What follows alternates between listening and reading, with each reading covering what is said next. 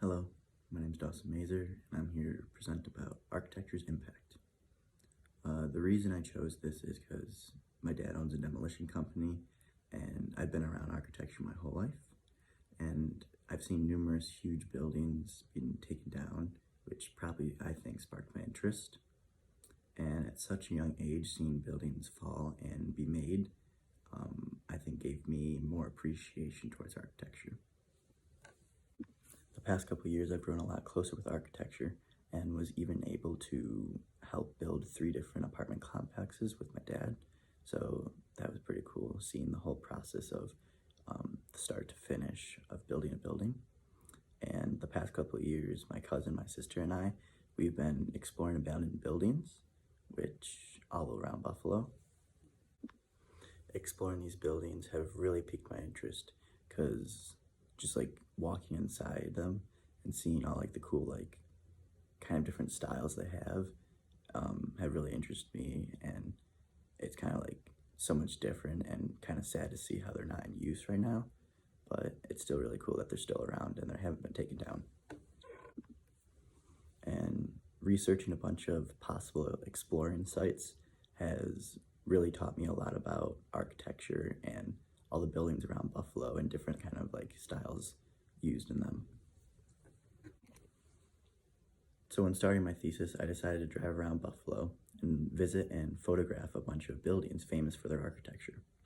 And a lot of the buildings I visited had been renovated into other uses, so I have pictures of my exploration, and I'm also going to add some of the abandoned buildings I have visited. The first one is the Guarantee Building, and as you can see, the whole building is carved out into a different design. So this one I thought was really interesting. I've never seen this building before, and I just think it's insane how even back then this was considered like a skyscraper, and the whole thing is carved out, and I don't think anything like this is built now. So the second building is the City Hall building, and this is also Art Deco, just like the Guarantee Building. And this one is really cool how they're above the whole like entrance, there's a whole like big mural that is all like hand carved and everything, which I thought was really cool, and the pillars and everything are all shaped.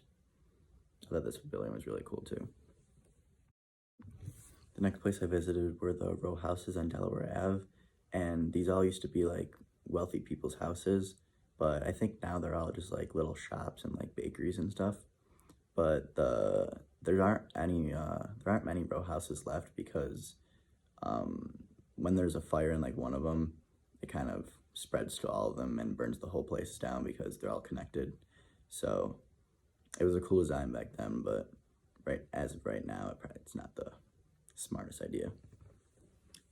This is the Ellicott Square building, and the whole entranceway is carved out, and this type of architecture is Italian Renaissance.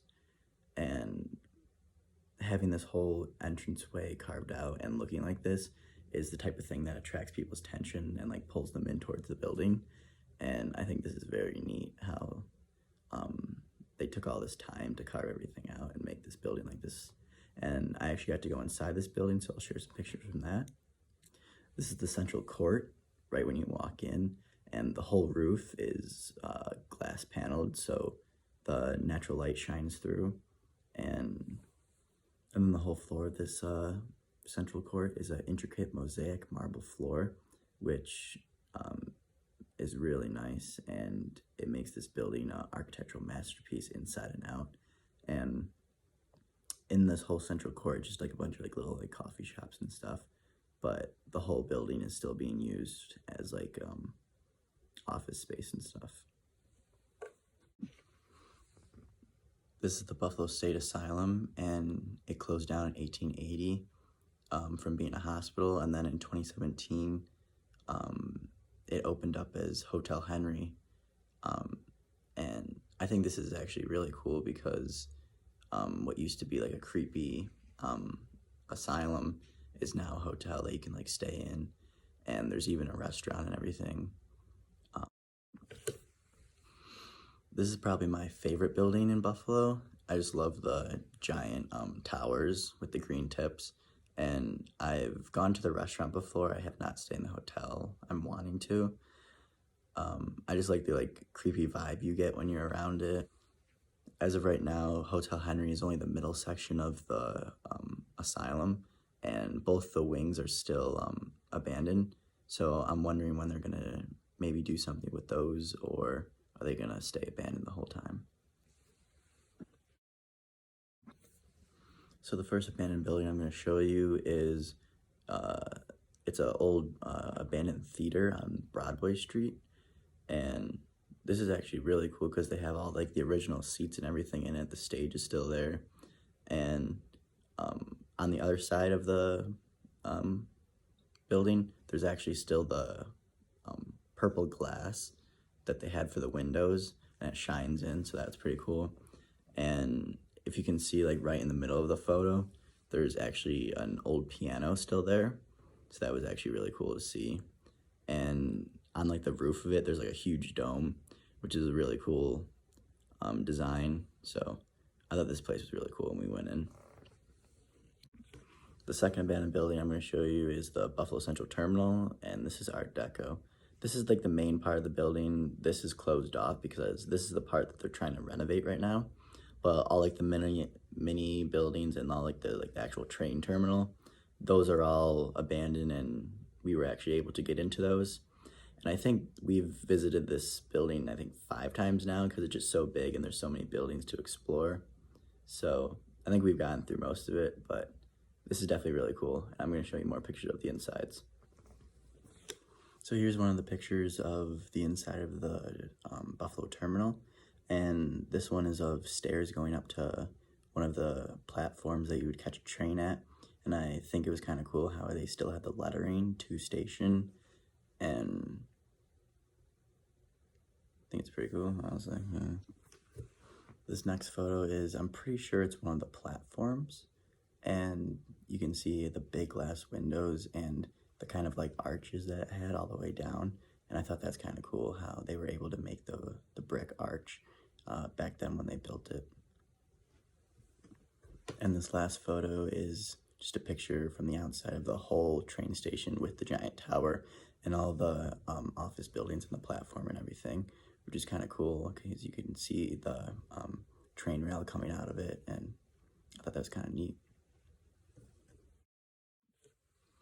So on a lot of my dad's jobs, while he's taking down some big historical building, or really any building, sometimes he has people trying to protest or stop the machines from taking it down because they have built this connection with the building over years and they don't want it taken down, they want to save it.